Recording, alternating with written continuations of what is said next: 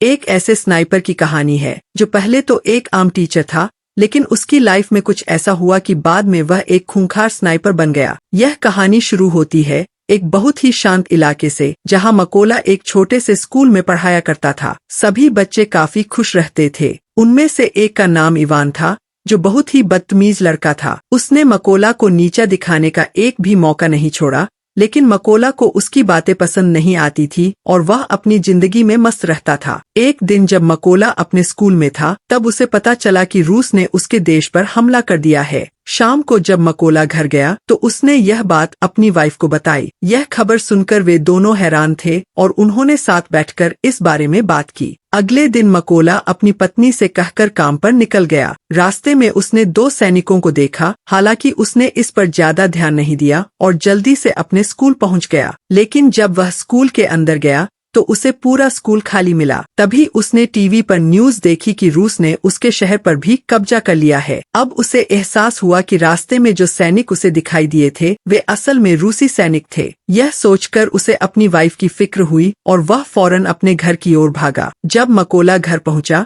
तो उसने उन 2 सैनिकों को देखा जो उसकी वाइफ को बुरी तरह पीट रहे थे। उसने अपनी वाइफ को बचाने की कोशिश की, लेकिन उन सैनिकों ने उसकी भी जमकर धुनाई कर दी। मकोला ने उनसे रिक्वेस्ट की कि वे उसकी वाइफ को मारे, क्योंकि वह प्रेग्नेंट है।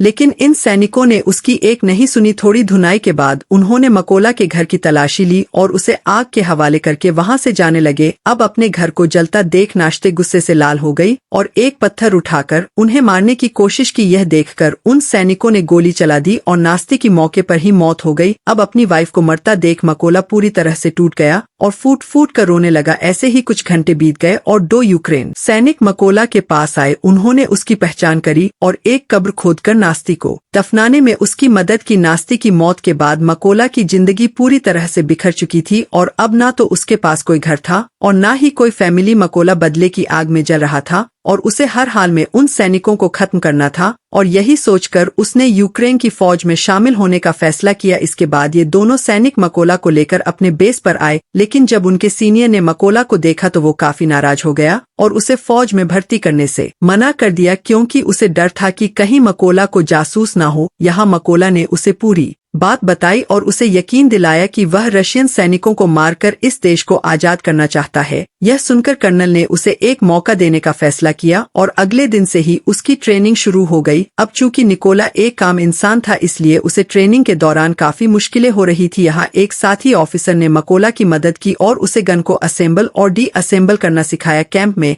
मौजूद सभी लोगों को लग रहा था कि मकोला कभी भी एक अच्छा सैनिक नहीं बन पाएगा, लेकिन उसने हार नहीं मानी और अपनी ट्रेनिंग जारी रखी। एक रात मकोला अपने साथियों से कहता है कि वे उसे उसके नाम से न बुलाए, क्योंकि उसका कोड नेम रेवन है। यह सुनकर सभी उस पर हंसने लगे और उसे बताया कि किसी भी सैनिक को कोड नेम इतनी आसानी से नहीं मिलता, बल्कि उसे कमाना पड़ता है। हालांकि मकोला को इन बातों से कोई फर्क नहीं पड़ा और वह अपनी ट्रेनिंग करता रहा। एक दिन मकोला का सीनियर सभी को बताता है कि उनके ग्रुप में स्नाइपर्स की संख्या काफी कम है और उन्हें इस संख्या को बढ़ाना होगा ताकि वे दुश्मनों का मुकाबला कर सके। इसके बाद सीनियर सभी से पूछता है कि उनमें से कितने लोग स्नाइपर बनना चाहते हैं। यह सुनकर कुछ लोग आगे आते हैं और उन लोगों में मकोला भी शामिल होता है, क्योंकि वह भी एक स्नाइपर बनना चाहता था। मकोला को देखकर उसका सीनियर कहता है कि तुम अभी स्नाइपर बनने के लिए तैयार नहीं हो। तुम तो एक गन को असेंबल और डिसअसेंबल भी ठीक से नहीं कर पाते। स्नाइपर बनना तो बहुत दूर की बात है। इस पर मकोला जवाब देता है कि उसे खुद को साबित करने के लिए सिर्फ एक मौका चाहिए और वह यह काम 20 सेकंड के अंदर करके दिखा देगा। यह सुनकर उसका सीनियर टेबल पर एक बंदूक रखता है और मकोला को आगे आने के लिए कहता है। खुद को साबित करने के लिए मकोला अपनी आंखों पर पट्टी बांध लेता है और फटाफट गन को खोलकर दोबारा जोड़ देता है। यह पूरा काम करने में उसे केवल 18 सेकंड लगते हैं। मकोला की फुर्ती और आत्मविश्वास देखकर वहां मौजूद सभी लोग काफी प्रभावित हो जाते हैं और उसके लिए तालियां बजाने लगते हैं। और अब उसकी काबिलियत को देखकर उसे भी स्नाइपर ट्रेनिंग में शामिल कर लिया जाता है। ट्रेनिंग के दौरान मकोला को एक पुराने मॉडल की गन दी जाती है, जबकि बाकी लोगों को मॉडर्न हथियार दिए जाते हैं। यह देखकर मकोला भी एक मॉडर्न हथियार की मांग करता है, लेकिन उसका सीनियर उससे कहता है कि अगर उसे वह गन चाहिए तो पहले उसे खुद को साबित करना होगा। अब मकोला के पास कोई दूसरा विकल्प नहीं था,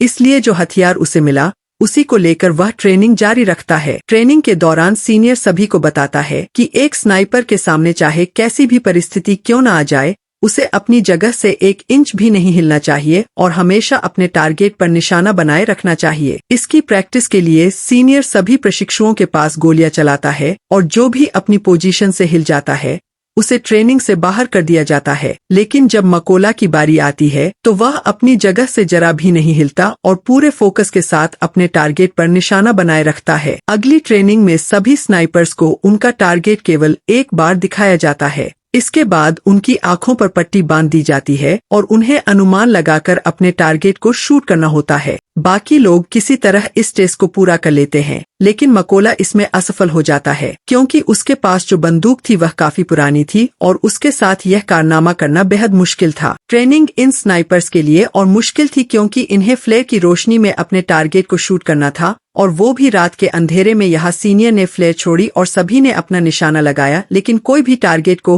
हिट नहीं कर सका। यहाँ मकोला ने गोली नहीं चलाई और फ्लेयर की रोशनी में अपने टारगेट की दूरी का अंदाजा लगाया और अपनी मैथ की नॉलेज को यूज करके एक परफेक्ट शॉट मारा। ये देखकर उसका सीनियर उससे काफी इम्प्रेस हुआ और उसे उसका मनचाहा कोड नेम दे दिया। ऐसे ही दिन बीतते गए और मकोला जी जान से अपनी ट्रेनिंग में लगा रहा और फाइनली वो दिन भी आ गया जब इनकी ट्रेनिंग का रिजल्ट आने वाला था। यहाँ कर्नल ने मकोला को सैल्यूट किया और उसे बताया कि उसने इस टेस्ट को पास कर लिया है। थोड़े दिनों बाद कर्नल मकोला के पास आता है और उससे कहता है कि वह अपना सामान पैक कर ले क्योंकि उन्हें एक मिशन पर जाना है। खबर आई है कि कुछ रशियन सैनिकों ने एक चेक पोस्ट पर कब्जा कर लिया है। जल्दी मकोला की टीम लोकेशन पर पहुंच गई और अपना निशाना लगाकर बैठ गई और अभी यह लोग उन रशियन सैनिकों को मारने ही वाले थे, तभी इन्हें एक गाड़ी दिखी जो चेक पोस्ट की तरफ बढ़ती जा रही थी। इधर रशियन सैनिकों ने गाड़ी को रोक लिया और अंदर मौजूद लोगों से बाहर आने को कहा। उन्होंने उनके पासपोर्ट को चेक किया और पूरे गाड़ी की भी तलाशी ली और जब सब ठीक रहा तो इन सैनिकों ने उन्हें जाने की परमिशन दे दी, लेकिन इनके पासपोर्ट्स को अपने पास रख लिया। जब उन लोगों ने इसका विरोध किया तो इन सैनिकों ने उन्हें खूब मारा। यह सब देखकर कर्नल ने अपने सैनिकों को फायर करने का ऑर्डर दिया।